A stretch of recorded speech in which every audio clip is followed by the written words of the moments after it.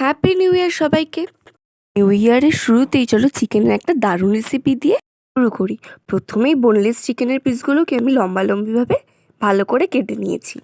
এইদিকে বাটিতে আগে থেকেই আমি আদা রসুন আর লঙ্কাটাকে পেস্ট করে রেখে দিয়েছিলাম। পেস্টার মধ্যে চিকেনের পিসগুলোকে দিয়ে লবণ, লঙ্কার গুঁড়ো, গোলমরিচ গুঁড়ো, কিছুটা পরিমাণ বেসন আর বেশ কিছুটা পরিমাণ চালের গুঁড়ো আর দিয়ে দিলাম 1 চামচ সয়া সস আর সামান্য একটু আজিনামোটো। চলো এবার এটাকে ভালো করে আলতো হাতে মেখে নেওয়া যাক। এর মধ্যে কিন্তু একদমই জল ইউজ করা যাবে না, এরকম আলতো হাতেই শুকনোভাবে মেখে নিতে হবে ভালো করে সব কিছু মিশিয়ে। চলো মেখে নেওয়া হয়ে গেছে, এবার ডুবো তেলে এক এক করে ভেজে নেওয়ার পালা। তোমাদের সবার ভালোবাসা আমার 500 সাবস্ক্রাইবার কমপ্লিট হয়ে গেছে। এভাবেই আমার পাশে দেখো আর এভাবে ভালোবাসা দিয়েছেও।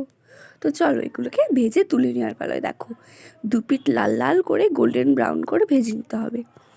চিকেন পকোড়াগুলোকে তো ভাজা হয়ে গেছে, তোমরা চাইলে এটা শুধু খেতে পারো, দারুণ লাগে। চলো 65 বানানো যাক এবার। প্রথমেই ফ্রাইং প্যানে কিছুটা তেল গরম করে আদা আর রসুন কুচিটা দিয়ে দেবো। এবার এটাকে একটু ভালো করে ভেজে নেবো যাতে এর ভেতর থেকে কাঁচা গন্ধটা বেরিয়ে যায়। তারপরে দিয়ে দেবো 2 চামচ মতো সয়া সস আর অনেকটা পরিমাণে টমেটো সস। তো এটাকে এবার ভালো করে মিক্স করে নেওয়ার পালা। তোমরা চাইলে এর মধ্যে লঙ্কা কুচিও দিতে পারো। তারপরে দিয়ে দিলাম একদম অল্প পরিমাণে জল। ব্যাস, চিকেন 65-এর জন্য সসটা কিন্তু আমাদের রেডি। দেখো এখনই দেখেই কি লোভনীয় লাগছে না? এবার ফ্রাই করে রাখা চিকেন পকোড়াগুলোকে এর মধ্যে দিয়ে ভালো করে টস করে নেওয়ার পালা সসের মধ্যে। দেখো চিকেন 65 কিন্তু আমাদের একদম রেডি হয়ে গেছে। এবার চলো প্লেটিং করে নিই।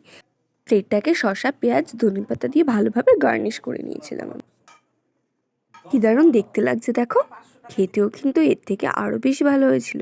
এরপর দিয়ে দিলাম কয়েকটা টুথপিক যাতে আমাদের নিয়ে খেতে সুবিধা হয়। রিং করে কেটে রাখা পেঁয়াজগুলোকে ওপর থেকে গার্নিশ করে দিলাম। এরপর ওপর থেকে একটু চাট মশলা ছড়িয়ে নিয়ে খাওয়ার পালা। খেতে কিন্তু দারুণ হয়েছিল, অবশ্যই একবার বাড়িতে বানিয়ে ট্রাই করো। আশা করছি তোমাদের সবার খুব ভালো লাগবে। আর আমার ভিডিওটা কেমন লাগলো সেটা অবশ্যই কমেন্ট বক্সে জানিও। আর ভালো লাগলে অবশ্যই লাইক আর সাবস্ক্রাইব করে দিও নতুন সুন্দর ভিডিও পাওয়ার জন্য। ততক্ষণ জন্য টাটা।